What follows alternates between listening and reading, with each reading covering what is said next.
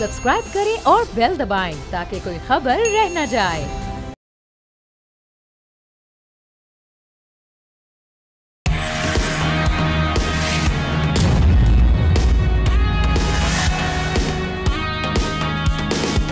अस्सलाम वालेकुम नाज़रीन, आप देख रहे हैं न्यूज़ पंच। मैं हूं आमना खटाना।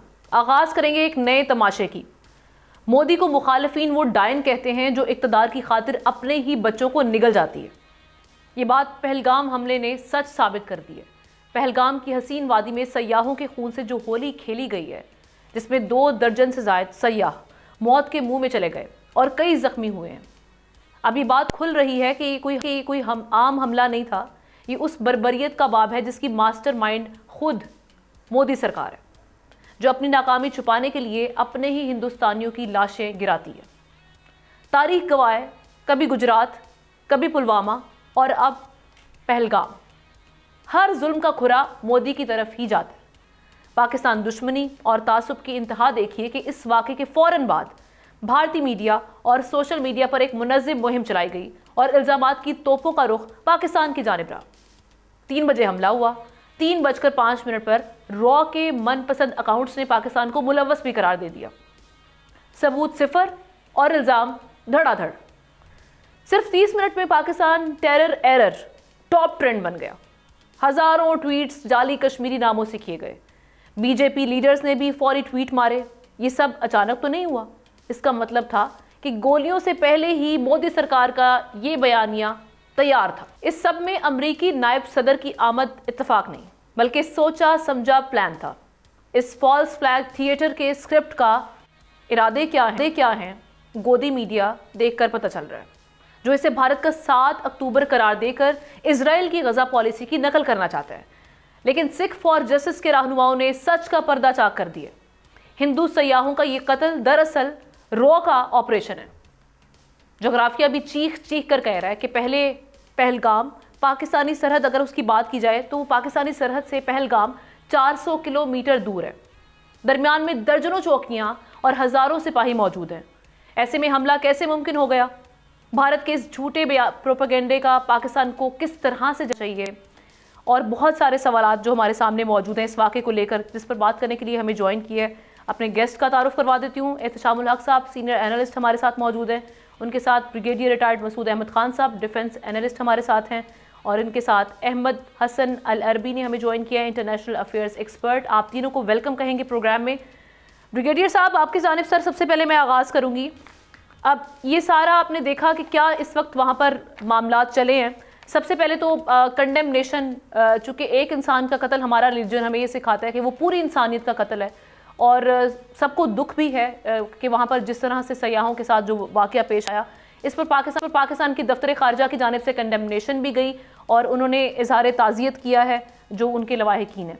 लेकिन यहाँ पर बहुत सारे सवालात इस वाक़े से भी जुड़े हुए हैं, जिससे शकूक व शुबहात में इजाफा होता है कि क्या वहाँ पर कोई ऐसा वाक़या पेश भी आया है या नहीं आया, क्या मामलात है वहाँ पर। क्योंकि इंडियन मीडिया, जिस तरह से हमने देखा कि टॉप ट्रेंड्स वहाँ से चल निकले सोशल मीडिया पर, और इंडियन मीडिया ने फ़ौरन से इल्ज़ामात पाकिस्तान की जानिब दागना शुरू कर दिए। हमेशा की तरह ये होता रहा है। किस तरह से देख रहे हैं ये, किस कदर भोंडा लग रहा है इनका ये बयानिया आपको? जी हाँ, बहुत शुक्रिया। देखें कि इंडिया की एक तारीख रही है। अगर हम फॉल्स फ्लैग ऑपरेशंस के जिक्र करते हैं, 1971 से जब गंगा तैयारा हाईजैक हुआ था, और उसके बाद एक तसव्वुर के साथ ये सिचुएशन करते रहे हैं। इसके बाद आप देखें, चाहे रिसेंटली अगर हम बात करें, मुंबई अटैक्स की बात करें, पुलवामा की बात करें, छत्तीस सिंहपुरा की बात करें, पठानकोट की बात करें, उड़ी की बात करें, समझौता एक्सप्रेस की बात करें, गोधरा एक्सप्रेस की बात करें, और तो बहुत सारे, या पार्लियामेंट पे हमला हुआ या कश्मीर की असेंबली पे हमला हुआ, वो सारे सोचे समझे वो एक है कि पाकिस्तान को उन्होंने इसमें मुलायम करना है। लेकिन इसमें टाइमिंग बड़ी इंपॉर्टेंट है। हम जब हम देखते हैं, सतीश सिंहपुरा हमारे लिए एक बड़े क्लासिक केस है। उसमें जब क्लिंटन विजिट कर रहे थे, 22 साल के बाद किसी अमेरिकन प्रेसिडेंट का विजिट था, तो उसी रात को सतीश सिंहपुरा अनंतनाग, इस्लामाबाद, मकबूजा कश्मीर में एक गांव है जहां पे 35 सिखों का मैसेकर किया गया, और सुबह उन्होंने बताया कि पाकिस्तानियों ने किया है। 2017 में उस वक्त के जो मेंबर थे उस टीम में, इन्वेस्टिगेशन में, जनरल गिल वो रिकॉर्ड पे है, अवेलेबल है उनकी वीडियोस, जिसमें उन्होंने कहा ये बीजेपी ने खुद करवाया था, ये इनसाइड जॉब था। पुलवामा हमने देखा जी, वहां पे सत्यपाल मलिक के साथ रिकॉर्ड, उन्होंने कहा ये लाशों पे सियासत की गई है। प्रशांत भूषण ने, उनके बड़े मशहूर वकील, उन्होंने कहा ये इसमें इंडिया का हाथ है। और देखा ना कि इस वाकये के 5 मिनट के बाद रिपब्लिक टीवी अर्नब गोस्वामी वाले ने, उन्होंने ब्रेकिंग न्यूज चलाई, वो ऑन बोर्ड था। और तो बहुत सारे इस तरह सबूत है। सर्जिकल स्ट्राइक्स का ड्रामा उन्होंने किया 2016 में, और उन्होंने कहा जी हमने पाकिस्तान में 7 टेरर कैंप्स में स्ट्राइक्स किए हैं। और उन्होंने कंफर्मेशन के लिए एक एसपी गुलाम अकबर उनको पोर्ट्रे किया कि ये एजेके का एक एसपी है, और उसका इंटरव्यू नशर किया कि जी यहाँ पे स्ट्राइक्स हुए हैं, जबकि गुलाम अकबर ने कोई ऐसा इंटरव्यू ही नहीं दिया था। तो ये देखें कि ये सारे करते हैं ताकि इंटरनेशनल अटेंशन हासिल करें। जीडी वैंस जो थे, जो इंडिया आए हुए थे और अभी भी वहीं पे है, मोदी खुद सऊदी अरब गए हुए थे, तो वो जो बताना चाह रहे थे पाकिस्तान एक पोर्ट्रे करना चाहते थे पाकिस्तान ये देश स्पॉन्सर टेररिज्म, जबकि दुनिया भर में टेररिज्म की जब बात है, पाकिस्तान में तो खुल के कर रहा है इंडिया। और देखें हम 5 डोजेज भी हम पेश कर चुके हैं जी हाँ, 5 डोजेज जमा करा चुके हैं, बाय नेम लेके हमने बताया ये बंदे भी इन्वॉल्व हैं। और अब ये ट्रांसनेशनल रिप्रेशन में भी है, सिखों के असैसिनेशन, हरदीप सिंह नजर के असैसिनेशन, पन्नू पे अटेम्प्ट, अवतार सिंह खांडा को अमेरिका यूनाइटेड किंगडम में मारा, पंजवार को लाहौर में मारा, 22 कश्मीरियों के असैसिनेशन पाकिस्तान में हुई। गार्डियन में एक डिटेल स्टोरी इसमें कैरी की। तो अब भी ये एस्पेनाज में ये इन्वॉल्व हैं।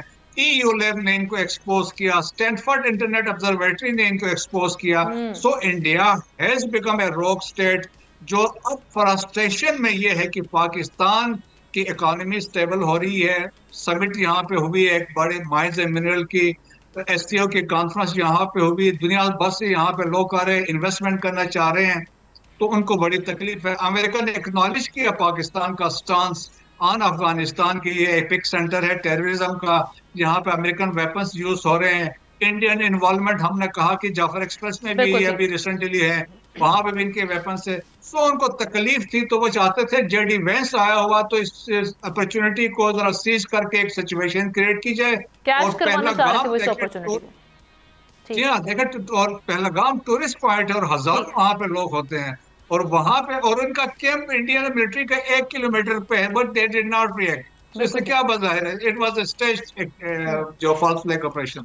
अहमद, मैं आपकी जानिब आऊंगी। अभी हम देख रहे हैं कि उनके मीडिया की जानिब से फौरन से ताक कर जो हमले किए गए हैं, लेकिन अगर हम इंटरनेशनल मीडिया को ही ले लेते हैं, चले Pakistani media side, international media की बात कर लेते हैं, वो तो न्यूट्रल मीडिया है।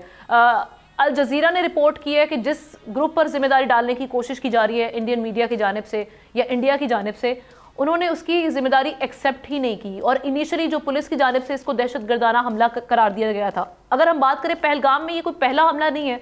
इससे पहले 1995 में 6 वहाँ पर जो गैर मुल्की सयाह थे वो भी एबडक्ट हो चुके हैं, वो वाकया भी हमारे सामने मौजूद है। तो इंडिया की अपनी इंटेलिजेंस फेलियर कितना है, जिसको ओवरकम करने के लिए, जिसको कवर या कंसील करने के लिए आपने हमेशा की तरह पाकिस्तान पर ये इल्ज़ाम भी थोप दिया बगैर सबूत के, और इसकी क्या कीमत इनको चुकानी पड़ेगी आने वाले दिनों में? देखिए, थैंक यू सो मच।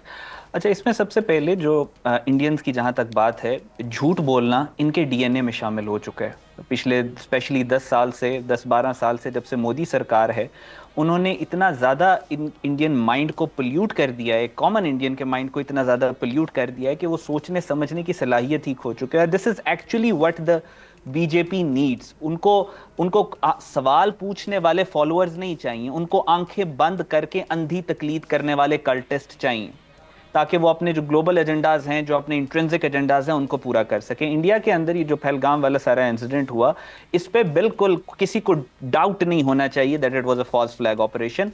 और जिस तरीके से इंडिया फॉल्स फ्लैग ऑपरेशन करता है, उसी तरीके से उन्होंने ये फॉल्स फ्लैग ऑपरेशन किया। इसके ऊपर सारे फुटप्रिंट्स आपको पुलवामा के नजर आएंगे, पुलवामा के मिलेंगे। सो इनका टारगेट और इनका जो प्लान था वो यही था, और ये अब से नहीं, ये पिछले 3 से 4 साल से इस चीज की तैयारी कर रहे हैं। हम बार बार ये कह चुके हैं, इस पे रिसर्च पेपर्स लिखे जा चुके हैं, हर प्लेटफॉर्म जो हमारे पास अवेलेबल था हम कह रहे थे that India is looking for a war, they are actually looking for a war. पिछले 3 साल से तकरीबन 100 बिलियन का डॉक्यूमेंटेड असला है जो उन्होंने पूरी दुनिया से लिया, और वो कन्वेंशनल असला है। कन्वेंशनल वॉर के लिए उन्होंने असला लिए, तो उन्होंने जाहिर है पाकिस्तान के खिलाफ ही इस्तेमाल करना है। और बाकी पूरी दुनिया के अंदर ये दहशत, पाकिस्तान में पहले इन्होंने टीटीपी को इस्तेमाल किया, बीएलए को इस्तेमाल किया। अब जब पाकिस्तान ने टीटीपी और बीएलए को जवाब देना शुरू किया, एक स्ट्रॉन्ग पॉलिसी हमने बनाई टीटीपी और बीएलए के खिलाफ, और जब इनको नजर आया कि उनको हमने दीवार से लगा दिया है, तो फिर इन्होंने पाकिस्तान को डायरेक्टली अब इंगेज करने की कोशिश कर रहे हैं। सो बात यह है कि जो टू नेशन थ्योरी 1947 से पहले कायदे-आज़म ने फरमाया था कि ये दो कौमें इकट्ठी नहीं रह सकती, वो हर गुजरते दिन के साथ अपने आप को मजीद साबित करती चली जा रही है। और अब इनका जो फैशिज्म है इंडियंस का, वो इस स्टेज पर ले आया इस खत्ते को कि टू नेशन थ्योरी अगले कदम के ऊपर चली जा चुकी है, जहां पे ये नजर आ रहा है कि इस खत्ते के अंदर ये दो कौमें इकट्ठी नहीं रह सकती। क्योंकि बिल्कुल जिस तरीके का भी इसमें सारे indicators are there that India is going to attack Pakistan, एक मिस एडवेंचर प्लान करेंगे। पुलवामा के बाद इन्होंने किया था, बालाकोट वाला जो ड्रामा किया था, उससे मैग्नीट्यूड में थोड़ा बड़ा होगा, लेकिन उसमें भी सुस्ती हुई थी ना। उसमें भी जो हमने देखा था कि जितने ऑब्जर्वेंस आए थे, उन्होंने आकर जब देखा यहाँ पर जिनकी दावे करते रहे थे इंडियन डोजियर और ये मामला जो सारे थे, वो सब सारी सिचुएशन हमने सामने रखी थी। और यहाँ पर जो इन्होंने हलाकतों की एक दावा किया था, इंडियन मीडिया ने बड़ा वो भी देखा था कि कितने दरख्त खराब किए गए थे यहाँ पर, तो वो वहाँ पर भी सुबकी इवेंचुअली इंडिया की हुई थी। बिल्कुल ऐसे ही है और ऐसा ही होता है। अभी भी आप देखें, अगर इंटरनेशनल जो अल जजीरा है उसने इनके झूठ को पकड़ा, उसने इनका बयानिया खरीदा नहीं, लेकिन जो दूसरे वेस्टर्न स्पॉन्सर्ड जो मीडिया आउटलेट्स हैं वो इनका बयानिया खरीदेंगे। ये स्टैंडर्ड है, ऐसा होता है। पुलवामा के टाइम पे भी ऐसे ही हुआ था। लेकिन फिर जब ये मिस एडवेंचर करते हैं और फिर इनको टका के जब मार पड़ती है, तो फिर उसके बाद पूरी दुनिया आपके पास आ जाती है कि नहीं आप इनके साथ सुलह कर लें। फिर हर मीडिया आउटलेट को नजर आता है कि नहीं पाकिस्तान सच्चे है, बिकॉज इंटरनेशनल ऑर्डर इस वक्त ऐसा बन चुका है कि माइट इज राइट। जब तक इंडिया आपका एक मारे या आपके ऊपर एक सर्जिकल स्ट्राइक का वो ड्रामा करें और हम उसके मुकाबले में 70 करेंगे, ये वही तर्ज अमल है। जी जी, मैं यहीं से पॉइंट आगे लेके चलूंगी एहतशाम साहब की जानिब। एहतशाम साहब, ये उसी तर्ज अमल पर चल रहे हैं जो इजराइल ने किया है। उन्होंने बहाना बनाया 7 अक्टूबर के अटैक हमास की जानिब से, उससे पहले उन्होंने किस तरह से प्रोवोकेटिव एक्ट्स किए हैं, जो वहाँ पर वायलेशंस की हैं, उससे सब बाखूबी वाकिफ़ हैं। लेकिन इजराइल हमेशा अपनी बात करता रहा। और अब इन्हीं का हवाला दिया है इंडियन मीडिया ने भी। वो कह रहे हैं जो 7 अक्टूबर हम इसको, हमारे लिए ये 7 अक्टूबर है और इसका जवाब भी ऐसे ही दिया जाएगा। इनके इरादे तो यहाँ से नज़र आ रहे हैं। और जैसे अभी बात भी कर रहे थे अहमद कि जिस तरह से हाइपरसोनिक वेपन्स पे इनकी एग्रेसिवली, हम उस दिन अपने प्रोग्राम में बात कर रहे थे, जिस तरह से इन्वेस्ट किया जा रहा है, इनके अज़ाइम भी नज़र आ रहे हैं। अफगानिस्तान से हमारी हालिया मुलाकात भी इनको खटक रही थी, फिर आर्मी चीफ का कश्मीर से मुतालिक बयान। इस सबकी टाइमिंग अगर देखी जाए तो आप इसको डी कोड करेंगे कि ये क्या करने जा रहे हैं और पाकिस्तान को किस तरह से तैयार रहना चाहिए? अच्छा सवाल है आपका। अब ना देखिए, पहली बात तो ये है कि अब ये साबित हो गया है कि इजराइल और हिंदुस्तान का जो कोऑपरेशन है, जिस तरीके से मकबूजा इलाके हैं फ़लस्तीन के, वहाँ पे जिस अंदाज से आप देख लें इजराइल अपने यहूदियों को आबादकारी कर रहा है, बड़े अरसे से कर रहा है, वही पैटर्न जो है ना इन्होंने श्रीनगर वैली में करना शुरू किया है, जहाँ पे डोमिनेटेड पॉपुलेशन मुसलमानों की कश्मीरियों की है, 90% से ज़्यादा। जम्मू में जो लोग रहते हैं वो ज़्यादा हिंदू हैं, उनको ला के वहाँ बात किया जा रहा है, बल्कि हिंदुस्तान से लोगों को ला के बात किया जा रहा है ताकि इनको न्यूट्रलाइज़ कर दिया जाए जितने ये लोग हैं और पे जुल्म किया जाए। देखिए, अब ना पैटर्न की जो बात मैं आपको बताऊं वो तो यह है कि जिस तरीके से फॉल्स फ्लैग ऑपरेशन की जो बात हो रही है, प्ले कार्ड लेके जिस तरह लोग आए, फूल तकसीम किए गए और जिस अंदाज से फ़ौरन 5 मिनट के बाद इंडियन मीडिया का रिएक्शन आना शुरू हुआ। देखिए, एज़ वी स्पीक अच्छी बात यह है कि ना किसी इंटरनेशनल ऑर्गेनाइजेशन ने, किसी मुल्क ने इसको कंडेम किया है। पाकिस्तान का नाम लिया, कंडेमनेशन तो सारे कर रहे हैं और इसी तरह से हिंदुस्तान की हुकूमत ने भी अभी पाकिस्तान पर उंगली नहीं उठाई। मीडिया इस तरह की सारी बातें कर रहा है। अब देखें, जहाँ पे अब ये आम तौर पे आपने देखा, वहाँ लोग कह रहे हैं कि जी इंटेलिजेंस फेयर है, मीडिया के हालात सब हम उससे वाकिफ हैं, वो किसका नैरेटिव वहाँ पर बेच रहे होते हैं।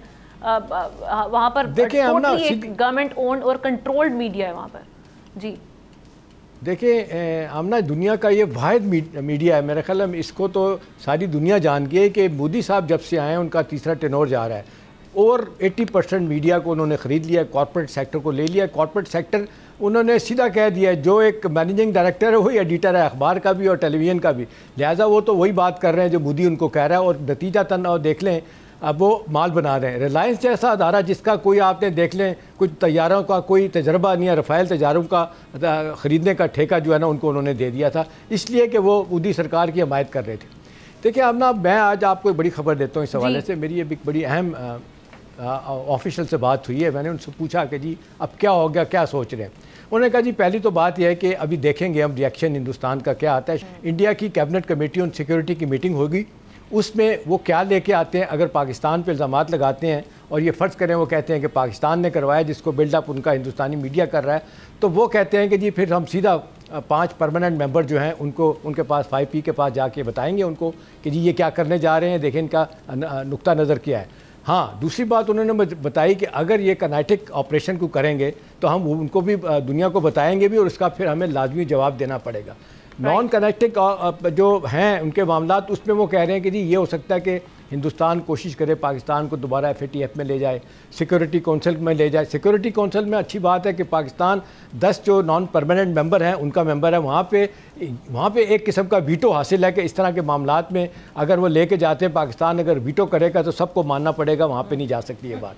अब मामला जो है ना, हमने समझने वाली बात यह है कि ये इंडिजिनस मूवमेंट है जिसको पाकिस्तान सफारती तौर पर, सियासी तौर पर, इखलाकी तौर पर उनकी भरपूर हमायत कर रहा है। अब देखें, एक मुद्दत से सारी दुनिया को पता चला है कि पाकिस्तान का कोई लेना देना नहीं है, 7 लाख फौज रख के भी उनका फेलर हो गया। अब सूरत हाल ये है कि मामला शुरू हुआ था 2016 में, बुरहान वानी एक नौजवान को जो मारा गया था, उसके बाद से ये इंडिजिनस मूवमेंट तेज़ी पकड़ लिया है। और फिर 2019 में आपने देखा जब इन्होंने इनैक्ट कर दिया था, वो एक स्पेशल स्टेटस ले लिया था कश्मीर का, उसके बाद से और लोग उनके खिलाफ हो गए। अब उनको समझ नहीं आती, हालिया इलेक्शन में बड़ी बुरी मार पड़ी आपको, कांग्रेस वाल को, अपना इनको मोदी की पार्टी को वहाँ पे। तो अब देखना यही कि ये क्या करने जा रहे हैं। पाकिस्तान अलर्ट है, लेकिन ये बातें सबको पता चल रही हैं। आमना आखिरी बात यह है कि ये 2000 में जब बिल क्लिंटन वहाँ पे गए थे, वो 36पुरा में जो 37 सिखों को मारा गया था, उसके बाद से हिंदुस्तान बहुत बुरे तरीके से एक्सपोज हुआ था। इंटरनेशनल मीडिया ने, अमरीकी मीडिया ने, क्योंकि उनका सदर आया हुआ था, उन्होंने खोज लगाई तो पता चला कि जिन्होंने खुद सब कुछ करवाया। तो मेरा ख्याल है ये मानने वाली बात है। अब देखना यही कि हमारा मीडिया, हमारी सिविल सोसाइटी, हमारी गवर्नमेंट बड़े अच्छे तरीके से एक्सपोज कर रही है। अच्छी बात है, जो पहले नहीं होता था। इंटरनेशनल मीडिया, यूरोप और अमेरिका का मीडिया जो है ना, वो हिंदुस्तान की बातें बाइक करने के लिए तैयार नहीं है। वो भी कह रहे हैं कि जी ये अमेरिका बावजूद कुछ होने के, वो कहता है कि जी ये डिस्प्यूटेड एरिया है, कश्मीर जो है ना, इस पर बातचीत के लिए मसले का हल किया जाए। जी बिल्कुल ठीक है, थैंक यू सो मच एहतशामुल हक साहब। अहमद हसन अरबी का हम शुक्रिया अदा करेंगे इस सेगमेंट में हमारा साथ देने के लिए। एक break, brigadier retired Masood Ahmed Khan sahab साथ ही रहेंगे, एक नए गेस्ट भी हमें ज्वाइन करेंगे एक ब्रेक के बाद।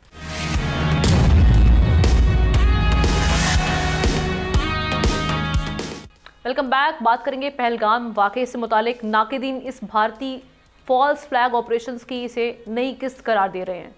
इनके मुताबिक ये मोदी सरकार का घिसा पिटा फॉर्मूला है जो भारत बरसों से आजमाता आया है, यानी अपने ही हिंदुस्तानियों की लाशें गिराना और फिर पाकिस्तान पर इल्ज़ाम लगाना और इसकी आड़ में हक़ाइक़ को छुपाना। तारीख पर अगर हम नज़र डालें नाजरीन, तो सब कुछ खुलकर सामने आ जाता है। 2007 का समझौता एक्सप्रेस का वाक़या, जिसमें 68 जाने गईं, उसका इल्ज़ाम भी पाकिस्तान पर धरा गया, लेकिन बाद में भारतीय फौजी अफसर मेजर रमेश उसमें मुलविस निकला। 2008 के मुंबई हमले, जिन्हें पाकिस्तान को आलमी दहशतगर्द साबित करने के लिए इस्तेमाल किया गया, CBI अफसर सतेश वर्मा ने खुद राज फाश कर दिया कि ये हमला भारतीय हुकूमत इसमें मुलविस थी और हमलों का मकसद इंसदादे दहशतगर्दी के कवानीन को मज़ीद सख्त करने के लिए राय आमा हमवार करना था। इसी तरह 2018 के इंतखाबात से पहले भी सयाहों पर हमले हुए, जिसका मकसद अवामी हमदर्दी और वोट हासिल करना था। फिर 2019 का पुलवामा ड्रामा हुआ, जिसे खुद बीजेपी के गवर्नर सत्या पॉल ने एक मीडिया इंटरव्यू में अंदर का खेल करार दिया था। और फिर 2023 का राजौरी वाकया, जिसमें बीजेपी का फाशिस्ट बयानिया खुलकर सामने आया। माजी के इन सब वाकयात पर नजर डालें तो आपको एक चीज मुश्तरक नजर आएगी। हर बार हमला, हर बार इल्ज़ाम पाकिस्तान पर, और हर बार झूठ का पर्दा चंद दिनों बाद चाक। अजब है कि मकबूजा कश्मीर, जिसकी हर गली पर सिपाही तैनात है, वहाँ दहशतगर्दी हो जाती है और मुजरिम सरहद पार तलाश किए जाते हैं। माहिरीन के मुताबिक ये सब कुछ भारतीय हाइब्रिड वॉर का हिस्सा है, जिसका हदफ है पाकिस्तान को बदनाम करना, उलझाना और आलमी बरादरी को गुमराह करना और असल मसले को छुपाना है। अब इस वक्त अगर हम बात करें तो भारत में मतरूका वक्फ इमलाक कानून पर टेंशन चल रही है। नाक़िदीन कह रहे हैं कि पहले पहलगाम हमला इससे तवज्जो हटाने के लिए किया गया। पाकिस्तान तो खुद दहशतगर्दी का शिकार है नाजरीन, खुद BLA और खवारिज जैसे दहशतगर्द गिरोहों से निमट रहा है। मोदी हुकूमत जानती है मैदान जंग में मुकाबला नहीं हो सकता, इसलिए मीडिया रॉ और सोशल मीडिया को हथियार बनाकर पाकिस्तान को बदनाम करने की कोशिश की जा रही है। लेकिन सवाल यह है कि आलमी बरादरी कब जागेगी और कब भारतीय फॉल्स फ्लैग का तोड़ बैनुल अक़वामी सतह पर एक मरबूत हिकमत अमली से होगा, और का ये कितना बड़ा इम्तिहान है। इसी पर बात करते हैं। हमें ज्वाइन कर लिया है ब्रिगेडियर रिटायर्ड मसूद अहमद खान साहब के साथ अब्दुल्ला हमीद गुल साहब ने, अपना सीनियर तज्जियाकार हैं और चेयरमैन जवानान पाकिस्तान, अपना तज्जिया इस हवाले से पेश करेंगे। अब्दुल्ला साहब, सबसे पहले आपने मेरा इंट्रो भी सुना, ये जो सारा तमाशा हमारे सामने हुआ, सबसे पहले तो वही अगेन जो जाने गई हैं उस पर कंडेमनेशन भी हो रही है, लेकिन उस पर सवालात भी बहुत हैं कि क्या कि कोई वाक़या हुआ भी है या क्या मामला है वहाँ पर, क्योंकि इस वक्त भारत में दो तीन चीज़ें बड़ी अहम हैं। इस वक्त मुसलमानों के साथ जो इम्तियाजी सलूक किया जा रहा है, जो तासुब भरा सलूक किया जा रहा है, मुसलमानों की जो इमलाक से मुतालिक मुतनाज़ कानून और उसके बाद वहाँ पर जो हंगामे बरपाएँ, कितनी बार ऐसा होगा कि अपने अंदरूनी मसाइल से तवज्जो हटाने के लिए ऐसे फॉल्स फ्लैग ऑपरेशंस का भारत को सहारा लेना पड़ेगा, और इससे मिलेगा क्या? क्या ये साबित कर पाएगा इस तरह के मामलात को बैनुल अक़वामी सतह पर? बिस्मिल्लाहिर्रहमानिर्रहीम, बहुत शुक्रिया आपका। देखिए, भारत को बहुत ज़रूरत थी इस किस्म का एक फॉल्स फ्लैग ऑपरेशन करने की। उसकी वजह यह है कि पहले कनाडा के अंदर एक्सपोर्ट ऑफ टेररिज्म हुआ रॉ की जानिब से, और वहाँ जो है वो एक कत्ल का वाक़या पेश आ गया कैनेडियन शहरी के साथ, और उसके बाद फिर आपने अमेरिका के अंदर उनका प्लॉट जो था वो नाकाम होते देखा, वहाँ भी जो है वो जलील हुए। फिर उसके बाद जो है वो बाकायदा बरतानिया के अखबारात के अंदर इनको चार्ज शीट कर दिया गया, भारतीय रॉ को और उनकी हुकूमत को, और उस हवाले से बहुत सारी चीज़ें सामने आई जिसके नतीजे के अंदर ये पता चला कि किस तरीके से भारत जो है वो टेररिज्म को एक्सपोर्ट कर रहा है। राजनाथ सिंह का बयानिया आया, फिर अमित शाह का आया, और फिर इसी तरीके से जो अजीत डोवल का बयानिया आया कि हमने 12 लोगों को टारगेट किल करवाया पाकिस्तान के अंदर। ये बात उन्होंने कही। हैरान कुन इस बात पे हूं मैं कि आलमी अदालत इंसाफ ने अभी तक इसके हवाले से कोई उनके ऊपर बात नहीं की। तो ये एक बड़ा ही अहम मेरे ख्याल में नुक्ता है जिसके ऊपर आलमी अदालत जो है वो कहाँ चली गई। तो ये एक मेरे ख्याल में पहलू है जिसको हमें गौर करना है। दूसरी बात इसके अंदर जो है वो मेरे ख्याल में इससे भी अहम है, और वो ये है कि ये वाकया एक ऐसे वक्त में किया गया जबकि जेडी वेंस जो कि वाइस प्रेसिडेंट है अमेरिका के, वो इस टाइम पे जो है भारत यात्रा के ऊपर एक निजी दौरे के ऊपर मौजूद है, क्योंकि उनकी जो बेगम है वो आंध्र प्रदेश की एक हिंदू निजात खातून है। और इससे भी एक अहम बात यह है कि अभी हालिया CIA की जो चीफ हैं, जो कि फिर भारतीय निजात खातून है तुलसी गैबर्ट, उन्होंने भी जो है वो नरेंद्र मोदी से मुलाकात की। हालांकि हैरान कुन बात यह है कि इस टाइम पे ना अमेरिका की कोई स्ट्रेटेजिक पॉलिसी, ना डिफेंस पॉलिसी, और ना ही उनकी कोई डिप्लोमेटिक पॉलिसी भारत के हवाले से मौजूद है। ऐसी सूरत में CIA की चीफ का विजिट करना जो है वो बहुत सारे सवालात को जन्म लेता है, लेकिन वो हम बाद में बात करेंगे। लेकिन असली बात जो है वो बड़ी समझने वाली है, और वो ये है कि ये जो वक़ुआ हुआ है पहलगाम के अंदर, ये पहला वाकया नहीं है। इससे पहले भी माजी में पहलगाम में ऐसा ही एक वाकया पेश आया 1995 के अंदर, जिसका जिक्र जो है द मेडो किताब के अंदर बाकायदा एड्रियन और क्लार्क की लिखी हुई ये जो किताब है उसमें किया गया कि भारतीय रॉ ने बाकायदा अल फारान नाम का एक मिलिटेंट ग्रुप जो है वो बनाया, और उन्होंने गैर मुल्की 6 सयाहों को जो है वो उनको एबडक्ट किया, अगवा किया, और बाद में उनके सर कलम कर दिए गए। ये है वो बात जो कि बड़ी अहमियत की हामिल है। इस बात को 30 साल गुजर गए, भारतीय हुकूमत ने उस किताब के ऊपर और उसके लिखने वालों के ऊपर हर्जाने का दावा नहीं दायर किया। क्यों नहीं दायर किया, ये तो मेरे ख्याल में उनसे पूछना चाहिए। दूसरी बात इसके अंदर जो है वो बड़ी अहम है, और इसमें इंटेलिजेंस फेलियर कितना बड़ा है। हम देख रहे हैं अब्दुल्ला साहब कि वहाँ पर हम देख रहे हैं कि सयाह जो हैं उनको दिन दहाड़े उन पर गोलियां चलने के जो वाक़यात अभी रिपोर्ट हुए हैं कि उनको मार दिया गया जिस तरह से, इसमें भारत का अपना इंटेलिजेंस फेलियर, उसके साथ साथ ना सिर्फ इंटेलिजेंस फेलियर बल्कि वहाँ पे जो हम कह रहे हैं कि हर गली कूचे में वहाँ पर सिपाही मौजूद होते हैं, तो कानून नाफिज करने वाले इदारे क्या कर रहे थे। ये सवाल तो इनसे भी बनते हैं कि किस तरह से जो पहलगाम जिसकी सरहद 400 किलोमीटर पाकिस्तानों से दूर है, कैसे जो हमारे पे इल्ज़ाम लगाए जा रहे हैं कैसे वहाँ पर घुस गए और किस तरह से ये मामला हुए। मैं ब्रिगेडियर मसूद साहब से भी उनका भी टेक लेती हूँ, फिर मैं आपकी जानिब दोबारा आती हूँ। ब्रिगेडियर साहब, अब ये मामला हमारे सामने अभी हालिया जो हम बयान देख रहे हैं army chief general Asim Munir का, इस पर भारत के पेट में हम देख रहे थे बड़े मरोड़ उठ रहे थे और वहाँ के जो भारतीय मीडिया उन्होंने बड़ा शोर बर्पा किया हुआ था उनके इस बयान पर, कश्मीर के हवाले से जो बयान था। एक वो वाला मामला और दूसरा अभी जैसे हम बात भी कर रहे हैं कि पहले भी फॉल्स फ्लैग ऑपरेशंस की एक तारीख रही है, अब करना क्या है, इंटरनेशनली पाकिस्तान की क्या एफर्ट्स होंगी, किस तरह से मुकदमे को रखा जाएगा, और जो भारत जो है जो शोर मचा रहा है और वो कह रहा है कि इसका जवाब दिया जाएगा भारतीय मीडिया की जानिब से जो कहा जा रहा है, उसको आप कैसे देख रहे हैं आने वाले दिनों में? देखें, अभी तो एक मीडिया हाइप क्रिएट कर रहे हैं और अब डिपेंड करता है कि ऑफिशियल वहां से क्या स्टेटमेंट आती है, और तो उसके बाद से गवर्नमेंट ऑफ पाकिस्तान की तरफ से जवाब यकीनन जाएगा। और पाकिस्तान अपना चीजें वैसे क्लियर है, हम तो सबूत वो लेके आए कि हमारी इन्वॉल्वमेंट, हम तो सबूत पहले दे चुके हैं कि इंडियन इन्वॉल्वमेंट जो यहाँ पे है, और पाकिस्तान हम इसको रेज कर सकते हैं, अपना कंसर्न शो कर सकते हैं, सिक्योरिटी काउंसिल में लेके जा सकते हैं और बाकी इंटरनेशनल फोरम्स पे भी बात कर सकते हैं, लेकिन वी विल वेट। और लेकिन इसमें देखें ना, कोई अभी तक कोई सबूत नहीं आया है, वो तो इनके एक वतीरा रहा है और शुरू से ये कर रहे हैं 1947 से अभी तक वो ऑब्सेस्ड है विद पाकिस्तान के साथ, तो उनकी हर मुमकिन कोशिश है पाकिस्तान को मलाइन करें। और जिस तरीके से वो डेवलपमेंट हो रही है तो मेरे ख्याल में it's not a big thing, लेकिन ये है कि अगर जिस तरीके से डेवलपमेंट होगी, लेकिन मुझे नहीं लगता इनमें इतनी हिम्मत होगी वो पाकिस्तान के खिलाफ कोई एक्शन कर सके। देखे कि इन्होंने 3 जंगें भी लड़ रही, हम सियाचिन भी कर चुके हैं, कारगिल भी है, और अब वो उनका दहशतगर्दी पाकिस्तान में करवा रहे हैं, और 5th जनरेशन वारफेयर है, हाइब्रिड वारफेयर है, उसको वो फोकस कर रहे हैं। प्रॉक्सीज उनके ऑलरेडी एक्टिव है पाकिस्तान में। हाइपरसोनिक वेपन्स की खरीदारी है वो भी तो एक कंसर्न पैदा कर रही है, जिस तरह के भारत के मामला है तेजी से जो एग्रेसिवली वो, और जो डिफेंस बजट उनका बढ़ाना, ये मामला भी हमारे सामने है।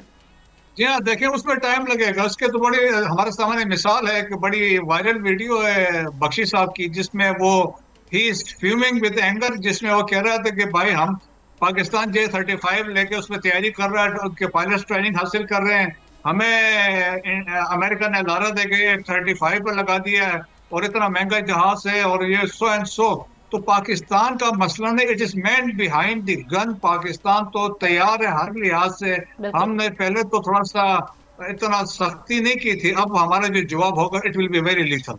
बिल्कुल ठीक है अब्दुल्ला साहब, अब हम आते हैं इस मामले पर जो अभी हम देख रहे हैं पाकिस्तान को खुद इस वक्त जो टेररिज्म का सामना है, और इस हवाले से पाकिस्तान कोशिशें भी जारी हैं, हम देख रहे हैं।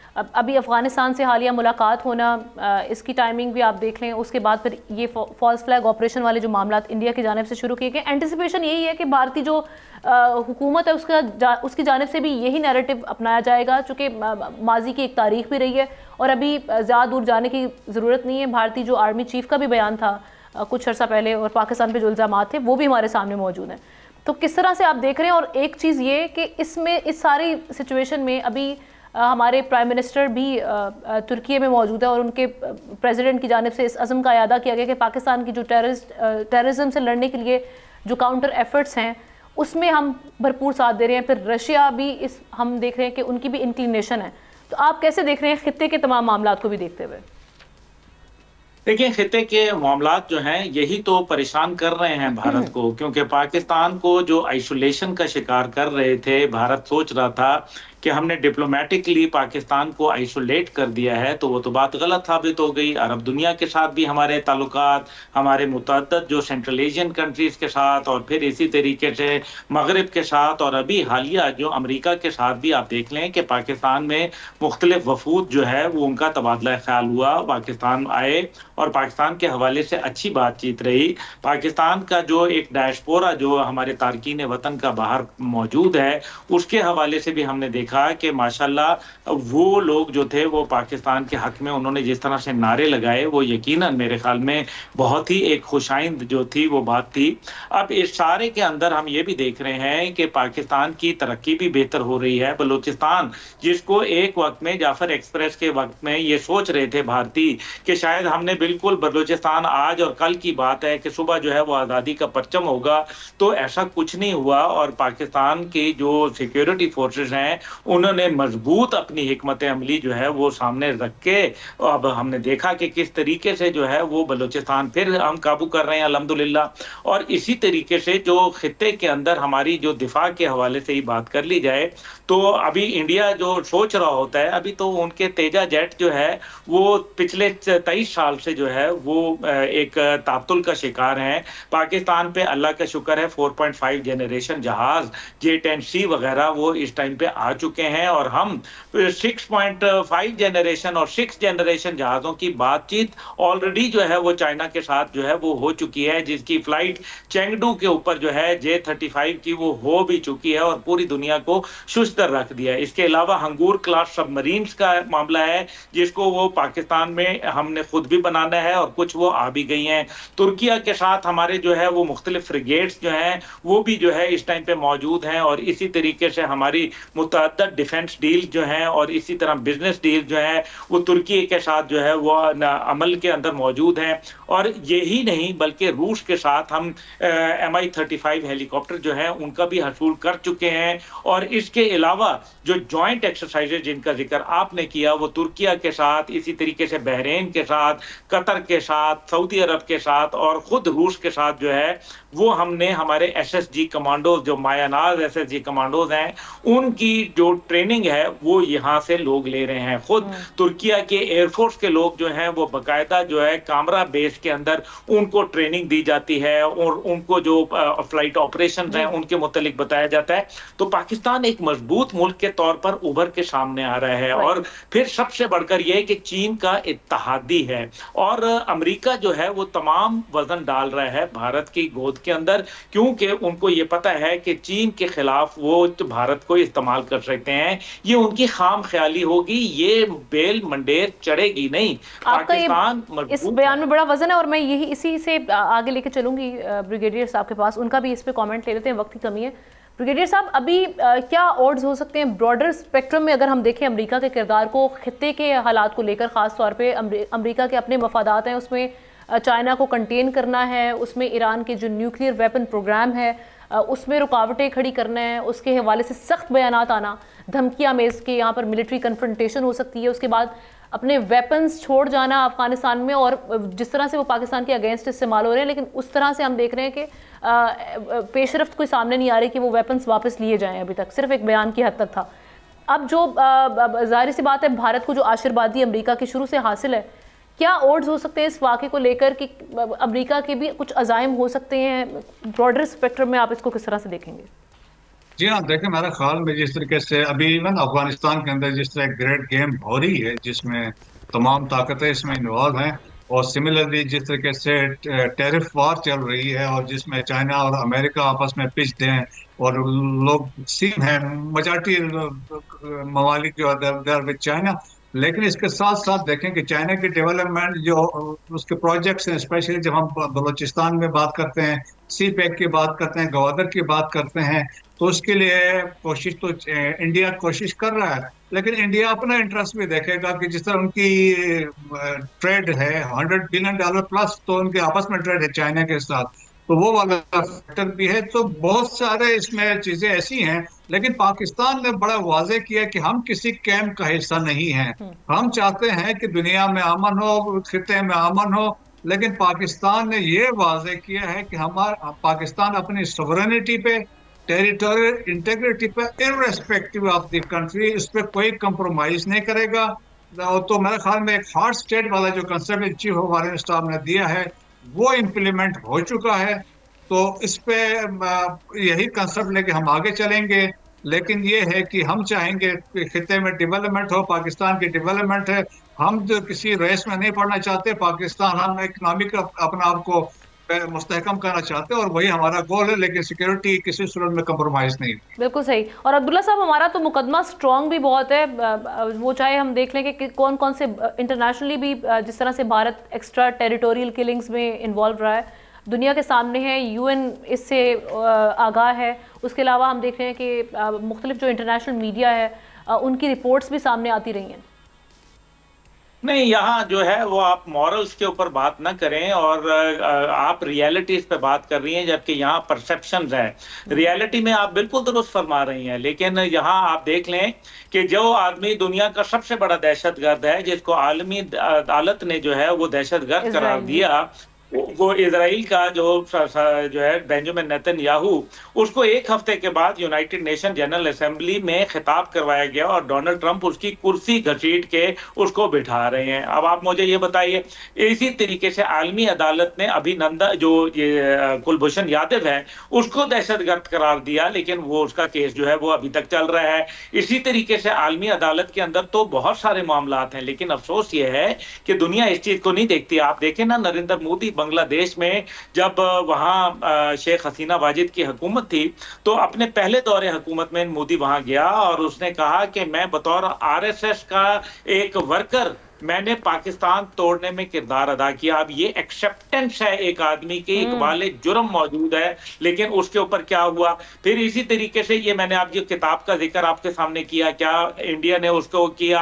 पुलवामा के ऊपर एक ज्वाइंट इंक्वायरी तश्कील दी गई थी, लेकिन उसके अंदर पाकिस्तान को ज्वाइंट इंक्वायरी का हिस्सा नहीं बनाया गया, बल्कि हमला कर दिया गया। अवंतीपुर एयरबेस से जहाज आपके ऊपर भेज दिए गए। तो ये वो तमाम बातें थी जिनको सामने अगर रखें तो भारत को इस टाइम पे अमेरिका की पूरी आशीर्वाद हासिल है। और आप ये देखें कि तुलसी गैबर्ट सीआईए की चीफ वहां भारत क्या करने गई थी, नरेंद्र मोदी से मुलाकात क्यों की, जबकि इस टाइम पे असला उनको अफगानिस्तान से निकालना है। तो उनका जो दौरा था वो या अफगानिस्तान या पाकिस्तान का होना चाहिए था, वो इंडिया क्यों गई। इसका मतलब है कि कहीं ऐसा तो नहीं कि गजा का मॉडल कश्मीर में रेप्लिकेट करना चाहते हैं। बिल्कुल ठीक है, thank you so much Abdullah Hamid गुल साहब हमारे साथ मौजूद थे। ब्रिगेडियर रिटायर्ड मसूद अहमद खान साहब ने भी अपना बड़ा अहम पेश किया, दोनों का शुक्रिया अदा करेंगे। इसके साथ ही नाजरीन प्रोग्राम का वक्त खत्म हुआ चाहता है और जाते जाते जैसे हम बात कर रहे हैं कि ये जो वाकया हुआ इस पे कंडेमनेशन पाकिस्तान की जानिब से भी गई, लेकिन इस पे अफसोसनाक बात यह है कि इसको आप गज़ा के लोगों के साथ इसका कंपैरिजन ड्रॉ किया जा रहा है इंडियन मीडिया की जानिब से।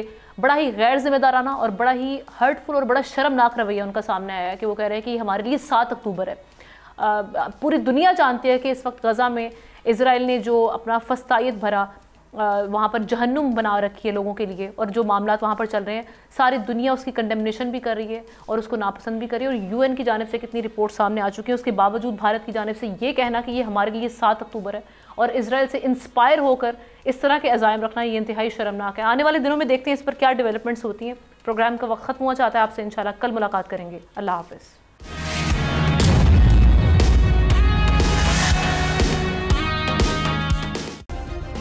सब्सक्राइब करें और बेल दबाएं ताकि कोई खबर रह न जाए।